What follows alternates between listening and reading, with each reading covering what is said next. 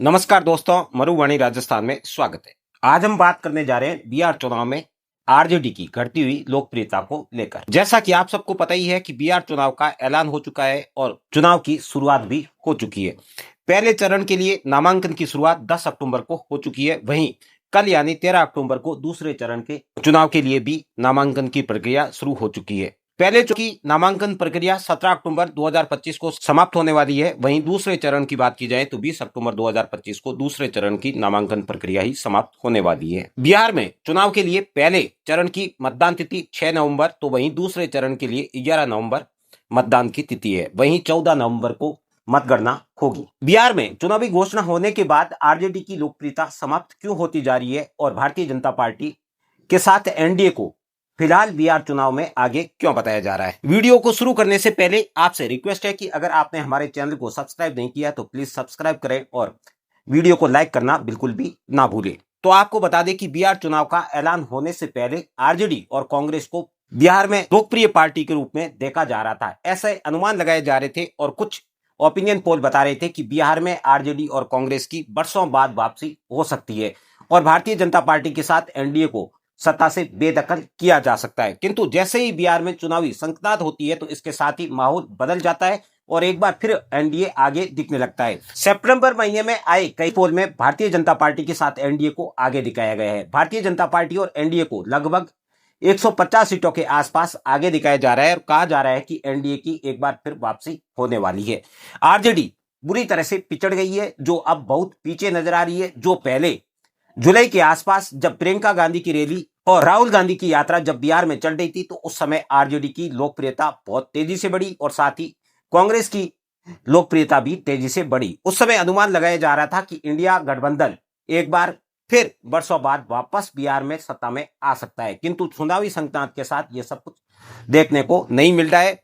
चुनावी संक्रांत होने के बाद एक बात स्पष्ट है कि बिहार में एक बार फिर नीतीश कुमार की सरकार बनना तय है। आप स्क्रीन पर कुछ ओपिनियन पोल देख रहे हैं जिनमें स्पष्ट दिखाया जा रहा है कि एनडीए बिहार में बहुत आगे है। जैसे ही बिहार में चुनावी संक्रांत होती है तो उसके साथ ही आरजेडी और कांग्रेस का अलायंस पीछे हो जाता है। उसके प्रमुख कारण लालू का राज है। आज भी बिहार में लालू के राज को जब याद किया जाता है तो रूह कांप जाती है। आज भी लालू के राज को बिहार का जंगल राज कहकर संबोधित करते हैं। लालू का राज बड़ा भयंकर और डरावना राज हुआ करता था।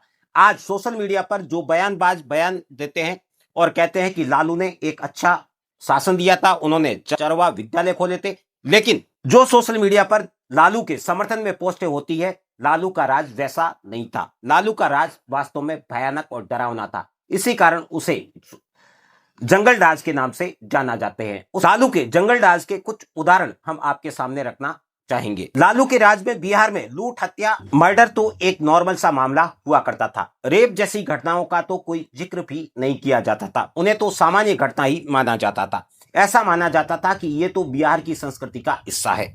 लालू के राज में कोई एक दो लोगों के मर्डर नहीं होते थे, बल्कि पूरे गांव के गांव एक साथ खाली कर दिए जाते थे। ये बिहार की संस्कृति का हिस्सा बन चुका था। उसके बाद लालू द्वारा जो बयान दिए जाते थे वो बयान वास्तव में हिंसा को भड़काने वाले बयान हुआ करते थे।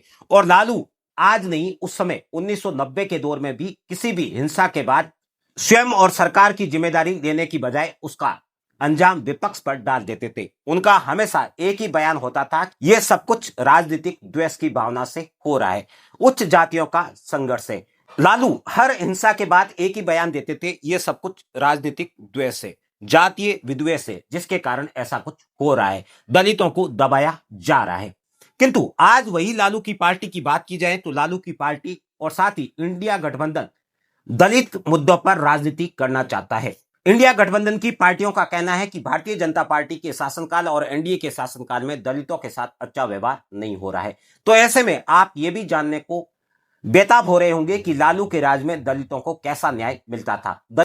हम आपको उसकी भी जानकारी सिरेवार देते हैं। बिहार में 1990 में हुए विधानसभा चुनाव के बाद लालू को मुख्यमंत्री का पद मिला। लालू ने 1990 में पहली बार मुख्यमंत्री के रूप में शपथ ली। लालू द्वारा मुख्यमंत्री की शपथ लिए जाने के बाद एक नई आशा और उम्मीद की किरण जगी, क्योंकि लालू ने पिछड़ों की राजनीति को कहते हुए शपथ ली थी। उन्होंने पिछड़ों के उत्थान की बात कही थी, किंतु धरातल पर ऐसा कुछ भी नहीं दिखा। जुलाई 1991 भोजपुर नरसंहार, जो जुलाई 1991 में हुआ। जिला भोजपुर पीड़ित वर्ग दलित समुदाय था, जिसके 23 लोगों की हत्या कर दी गई एक ही रात में।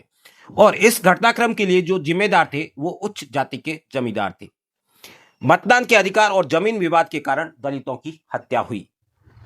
ये लालू का राज था, जिसमें 23 दलितों की एक साथ हत्या हो गई। इस हत्या के बाद लालू का बयान आया कि ये उच्च जाति के जमींदारों की कायरता और जातीय विद्वेष का नतीजा है। हम न्याय दिलाने के लिए हर प्रकार से कदम उठाएंगे। लेकिन ये अंतिम नहीं था, ये तो मात्र शुरुआत थी। कोसी का संघर्ष तो बरसों चलता रहा। 1990 से 91 तक यह संघर्ष चलता रहा, जिसमें लगभग 43 लोगों की हत्या हुई। पप्पू यादव के समर्थकों के साथ उच्च जाति के लोगों द्वारा पिछड़ी जातियों पर हमले किए गए, जिसमें 43 लोग मारे गए।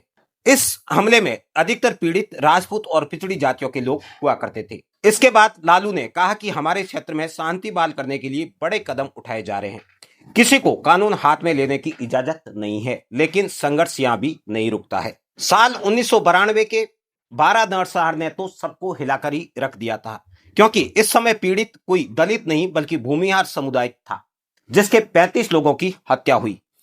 इस घटनाक्रम के लिए आरोपी नक्सलवादी संगठन एमसीसी था। नक्सलवादी गतिविधियों के तहत उच्च जाति के किसानों की हत्या की गई, क्योंकि भूमिहार जाति को बिहार में स्वर्ण समुदाय से जोड़ा जाता है, जो स्वर्ण समुदाय की एक जाति है। इस हत्याकांड के बाद लालू का कहना था कि यह नक्सली तत्वों की कायराना हरकत है। सरकार इस अपराध का सख्त जवाब देगी और न्याय दिलाएगी। 1990 से लेकर 95 तक भोजपुर, पटना और अन्य जिलों में भी कई घटनाक्रम होते रहे, जिसमें कई लोगों की हत्या होती रही और हर बार लालू द्वारा कोई ना कोई बेतुका बयान दिया ही जाता था। उनके हर बार बयान आते थे, हमारे शासन में किसी भी जाति या धर्म पर अत्याचार बर्दाश्त नहीं किया जाएगा, दोषियों के खिलाफ कानूनी कार्रवाई की जाएगी। लेकिन ऐसा कभी कुछ हुआ ही नहीं, क्योंकि अधिकांश हत्याकांड और नरसंहार में आरोपी जीरो पाए गए, किसी को सजा नहीं हुई।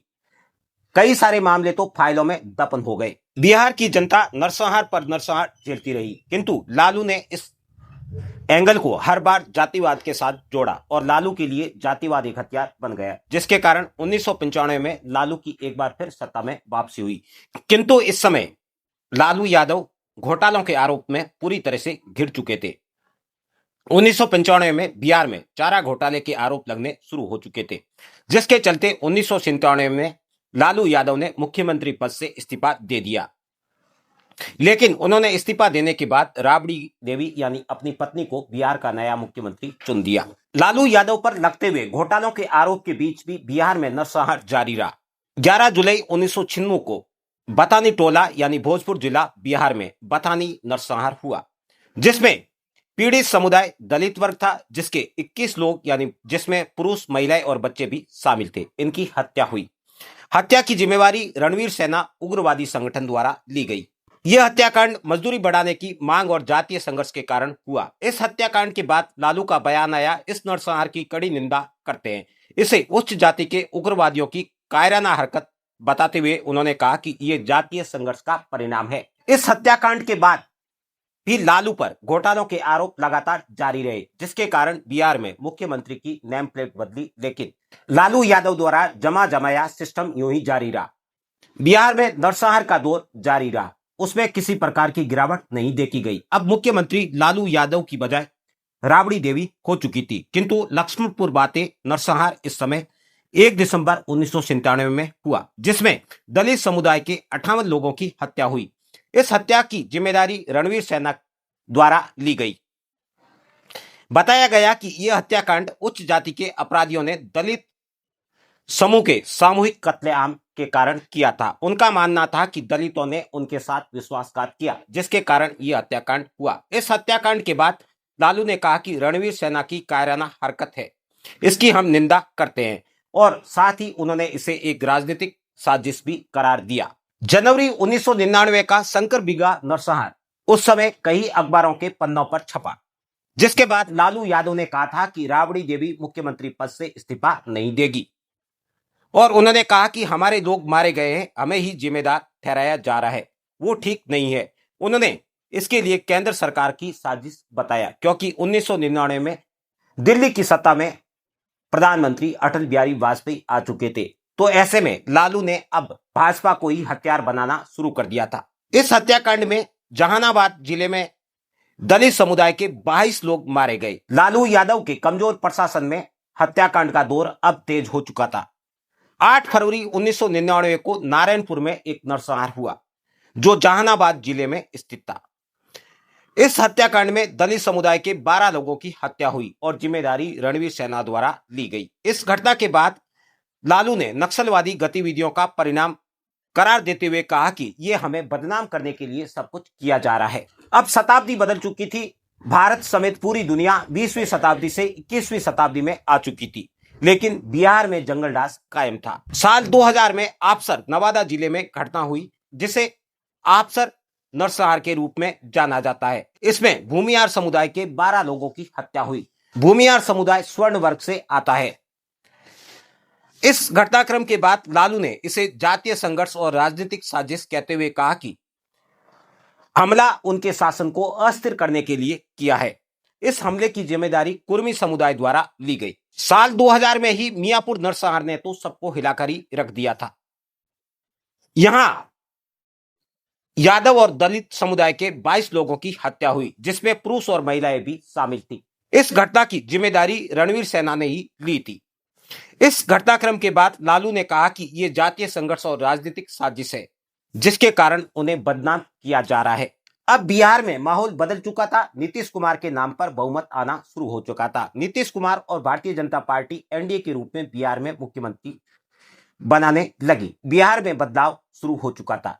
ऐसे में एक बार फिर अब जब चुनाव है तो फिर चुनाव से पहले तो आरजेडी के पक्ष में माहौल हो सकता है, किंतु बिहार की धरातल पर लालू को पूर्ण बहुमत देने की बात सोचते ही बिहारियों का खून खोल उठता है। लालू यादव बिहार में एक जाति के मुख्यमंत्री या जाति के नेता होने के आगे कुछ भी नहीं है। जाति से आगे अगर वो कुछ है तो नरसंहार के नेता है। इसके अलावा बिहार में उनके पहचान घोटालों के लिए भी है, जिसके कारण आरजेडी जैसे ही चुनावी घोषणा होती है तो उसके साथ पिछड़ी हुई नजर आती है। आरजेडी और इंडिया अलायंस के पिछड़ने का कारण है। आप इसके बारे में क्या सोचते हैं? कमेंट बॉक्स में अपनी राय जरूर दें। फिर मिलते हैं दोस्तों एक नए वीडियो के साथ।